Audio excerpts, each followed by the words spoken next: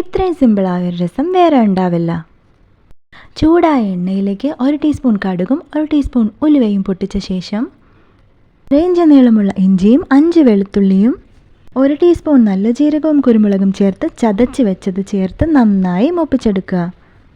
2 തണ്ട് കറിവേപ്പിലയും 4 വറ്റൽമുളക് മുറിച്ചതും ചേർത്ത് ഒന്നുകൂടി സോട്ട് ചെയ്യാം.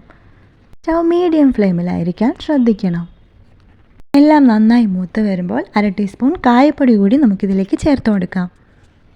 8 ചുവന്നുള്ളി ചോപ്പ് ചെയ്തതും 2 പച്ചമുളകും 2 തക്കാളിയും കട്ട് ചെയ്തതും ചേർത്ത് നന്നായി സോട്ട് ചെയ്ത് കൊടുക്കാം.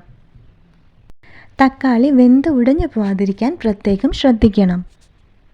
പാകത്തിനുപ്പും പുളിവെള്ളവും ചേർത്ത് നന്നായി തിളപ്പിക്കുക. ഈ സമയം 1 ടീസ്പൂൺ കായപ്പൊടിയും മല്ലിയിലയും കൂടി ചേർത്ത് മൂടി വെച്ച് അരമണിക്കൂറിന് ശേഷം ഉപയോഗിക്കാം. റെസിപ്പി ഇഷ്ടമായെങ്കിൽ സബ്സ്ക്രൈബ് ചെയ്യാൻ മറക്കണ്ട കേട്ടോ. Thank you for watching.